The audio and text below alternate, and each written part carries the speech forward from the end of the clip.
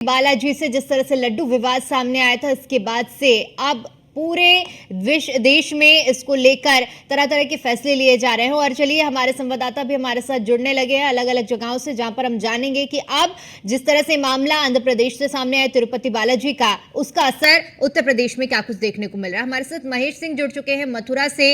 महेश, क्योंकि मथुरा की जब हम बात करते हैं, वहां पर कान्हा की नगरी और कान्हा को उनके दर्शन करने के लिए दूर दराज से जो श्रद्धालु पहुंचते हैं, ऐसे में जो आंध्र प्रदेश के तिरुपति बालाजी में हुआ है, लड्डुओं के साथ जो मामला संज्ञान में आया है, उसका कितना असर मथुरा में देखने को मिल रहा है। आप जरा वहां की स्थिति बताएं कि क्या कुछ उसका असर अब तक देखने को मिला है और आगे क्या वहां पर फैसले लिए जा रहे हैं। देखिए, जब से तिरुपति बालाजी का लड्डू प्रकरण सामने आया था, तब से अगर बात की जाए मथुरा की, तो मथुरा में कल ही खाद्य एवं औषधि विभाग ने एक जांच बैठाई है, जो कि आज सोमवार से शुरू करेगी। सोमवार से लगातार ये जांच चलेगी, जो कि चाहे मथुरा में जन्मभूमि हो या बांके बिहारी मंदिर या गोवर्धन मंदिर, इन मंदिरों के बाहर जो खाद्य लड्डू या प्रसाद की दुकानें हैं, उनकी खाद्य एवं औषधि विभाग जांच करेगा और इनके सैंपल और नमूने से लिए जाएंगे, क्योंकि ये अभियान आज से ही लगातार शुरू किया जा रहा है। और यहाँ पर अगर बात की जाए तो ये मंदिर, चाहे यहाँ जन्मभूमि का मंदिर हो या बांके बिहारी मंदिर है, तो दोनों मंदिरों में देखा जाए तो यहाँ पर श्रद्धालु जो अंदर जाते हैं वो सिर्फ खुद अर्पित करते हैं, भगवान को खुद चाहते हैं, ना कि वहाँ पर तो लड्डू या प्रसाद का भोग कराया जाता है। चाहे बांके बिहारी मंदिर हो, चाहे जन्मभूमि, यहाँ शुरू से ही ऐसी परंपरा लगातार चली आ रही है। लेकिन हाँ, बाहर जो दुकानें हैं उनसे अपने घरों को ले जाने के लड्डू या पेड़े इस तरह का प्रसाद लेकर जाते हैं। जब से तिरुपति बालाजी का प्रकरण सामने आया है, उसके पश्चात मथुरा भी यहाँ पर चाहे गोवर्धन हो और चाहे बांके बिहारी हो, चाहे जगत में खड़ा भी मुक्त है, यहाँ पर सभी दुकानों पर खाद्य एवं औषधि विभाग के द्वारा लगातार जांच अभियान चलाया गया है। जी बिल्कुल महेश, चूंकि जिस तरह से आप इस वक्त जन्मभूमि में मौजूद हैं और जन्मभूमि में आसपास में कई दुकानें ऐसी हैं जहां पर जो श्रद्धालु यहीं से प्रसाद लेकर अर्पित करते हैं भगवान को, जरा एक बार उन दुकानदारों से भी बातचीत कीजिए और उनसे भी प्रतिक्रिया समझिए कि उसका असर कितना यहाँ पर देखने को मिल रहा है जब से खबर सामने आई है। यहाँ पर जो दुकान है, मैं उससे कोशिश करता हूँ बात करने की। जो दुकानदार है यहाँ पर लड्डू या पेड़े की दुकानें हैं, मैं उनसे बात करने का प्रयास करूंगा। अरे चाचा, ये आपकी दुकान है? भैया एक मिनट आ जाओ, एक मिनट आ जाओ बेटा, यहाँ आ जाओ, आ जाओ, आप ही आ जाओ। यहाँ पे जो दुकानदार है वो मेरे साथ आ रहे हैं, मुझसे बात करेंगे।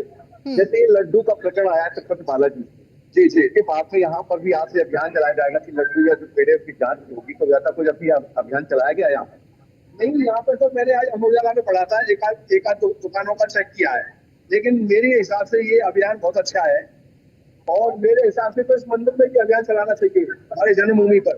यहाँ पे 4 का प्रसाद मिलता है और 200 रुपए का 400 ग्राम मिलता है। मंदिर प्रबंधन के अंदर जो हमारे श्री कृष्ण जन्मभूमि का प्रसाद मिलता है, वो भी 1.5 का मिलता है, देसी घी का भी नहीं मिलता, उसकी भी जांच होनी चाहिए। 200 ग्राम 100 रुपए का देते हैं वो डिब्बा। अंदर जो आप अंदर जाएंगे उसकी भी बारीकी से जांच होनी चाहिए। जैसे कि यहाँ पे श्रद्धालु आते हैं, फोटो लगातार अंदर जाते हैं, तो कोई प्रसाद नहीं चाहते, वहाँ पर कुछ भी अर्पित करते हैं, ऐसा करके देखा गया, वहाँ पर जाया नहीं आता। जैसे करें वो नहीं, कई बार पुलिस पे अधिकारियों के हस्तक्षेप होता है कि भाई प्रसाद नहीं जाएगा, कोई अलाउड भी कर देता है, कोई रोक देता है प्रसाद को। तो अंदर जो प्रसाद मिलता है वो 1.5 का मिलता है, तो अच्छी। जैसे आप यहाँ के स्पीकर जन्मभूमि टेस्ट लगा रहे हैं कि वो जो प्रसाद दे रहे हैं वो 1.5 का प्रसाद देने, आपका आरोप है? अच्छा, तो इसकी कोई शिकायत अभी तक आपने की? नहीं, शिकायत क्या की, ये तो अंदर। बिल्कुल, क्योंकि देखिए लगातार हम प्रतिक्रियाएं भी आपको सुना रहे हैं और जिस तरह से पूरा मामला आंध्र प्रदेश के तिरुपति बालाजी से सामने आया था, जिसका असर अब पूरे देश में देखने को मिल रहा है। उत्तर प्रदेश में इस वक्त मंदिरों के बाहर और मंदिरों में क्या कुछ मिजाज है, ये भी हमारे संवाददाता आपको बताएंगे। और जिस तरह से अभी हम मथुरा की प्रतिक्रिया आपको दिखा रहे थे कि मथुरा में इस वक्त क्या इसका हमें रुख देखने को मिल रहा है, जैसे कि हमारे संवाददाता ने जिक्र किया कि यहाँ पर भी चेकिंग हुई है और जो दुकानदार हैं उनमें भी इस चीज को लेकर खुशी है कि इसको लेकर जांच होनी चाहिए, बेहद जरूरी है। आंध्र प्रदेश के प्रसिद्ध तिरुपति बालाजी से प्रसाद में मिलावट का मामला सामने आया था। एक बार फिर से हमारे सहयोगी महेश जुड़ चुके हैं। महेश, जिस तरह से भी आपने दुकानदार की प्रतिक्रिया ली है, ऐसे में वहां कुछ श्रद्धालु भी मौजूद होंगे, उनसे भी समझिए कि जो हमने प्रकरण सामने आया है आंध्र प्रदेश से, उसका उत्तर प्रदेश के, खास तौर पर मथुरा की जब हम बात करते हैं, तो कितना असर वो लोग यहाँ पर कनेक्ट कर पा रहे हैं। पेपर तालाजी का जो मामला सामने आया है कि वहाँ पर ये आरोप लगा है कि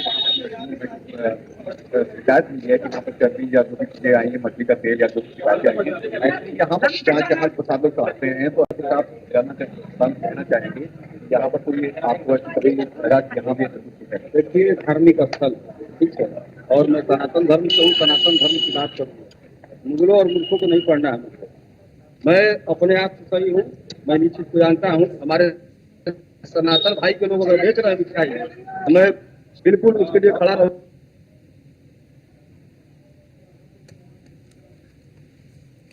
तो तिरुपति लड्डू विवाद के बाद से अब जिस तरह से सतर्कता बढ़ चुकी है और लोग भी सतर्क हैं, और इसके बाद आपको बताते चले कि ये मामला किस तरह से पूरे सिलसिलेवार तरीके से हम आपको बताएं कि कुछ दिन पहले एक लैब रिपोर्ट का हवाला देते हुए आंध्र प्रदेश के मुख्यमंत्री चंद्रबाबू नायडू की ओर से पिछली सरकार यानी कि जगनमोहन रेड्डी सरकार पर आरोप लगाया गया था।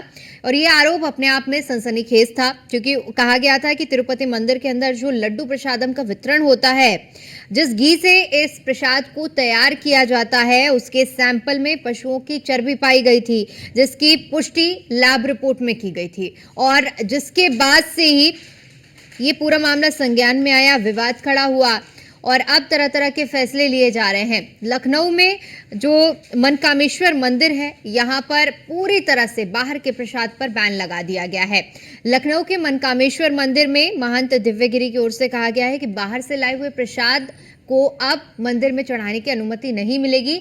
सिर्फ वो प्रसाद जो कि घर से बनाया गया है या फिर सूखे मेवे का प्रसाद घर पर जो श्रद्धालु चढ़ा सकते हैं। और ये कुछ कमी अगर पाई गई है तो वहीं की कुछ लापरवाही से किसी वजह से हो सकता है, वहीं से हुआ हो। लेकिन बाहर से यहाँ हमारी सन 1960 से शॉप चल रही है, हमारी खुद की मैन्युफैक्चरिंग रही है। आज तक कभी यहाँ और किसी और हमारे और भी दुकानदार भाई हैं, कभी किसी को ऐसी शिकायत नहीं मिली। और अच्छी क्वालिटी का खोआ आता है और काफ़ी सालों से भरोसे से हमारा चल रहा है। और हमने काफ़ी बीच में आज तक कोई शिकायत नहीं मिली। बाबा का प्रसाद शुरुआत से खोए का मावी का यहाँ प्रसाद लगा मनकामेश्वर मंदिर में। ऐसा फैसला नहीं लगाना चाहिए, क्योंकि देखो ये बालाजी का अगर देखते हो, अगर वो फैसला अगर ये ले रही है सरकार तो वो गलत ले रही है। तो अभी मैन्युफैक्चरिंग वही मंदिर के ट्रस्ट करता हुआ आ रहा है। बाहर का प्रसाद बालाजी में तो कभी नहीं हुआ, वहीं बनता है, वही चढ़ता है। बाहर का प्रसाद बाकी बिहारी जी में भी चलता है, वहाँ कभी कोई ऐसी शिकायत नहीं मिली। और मथुरा में चलता है, यहाँ पे 50-60 साल हो गई हमारी शॉप को, आज तक हमारी यहाँ ऐसी कोई शिकायत नहीं दिखी। बालाजी का प्रसाद तो शुरू से ही बालाजी के ट्रस्ट में ही बनता आ रहा है। और ये कुछ कमी अगर पाई गई है तो वहीं की कुछ लापरवाही से किसी वजह से हो सकता है, वहीं से हुआ हो। लेकिन बाहर से यहाँ हमारी सन 1960 से शॉप चल रही है, हमारी खुद की मैन्युफैक्चरिंग रही है। आज तक कभी यहाँ और किसी और हमारे और भी दुकानदार भाई हैं, कभी किसी को ऐसी शिकायत नहीं मिली। और अच्छी क्वालिटी का खोआ आता है और काफ़ी सालों से भरोसा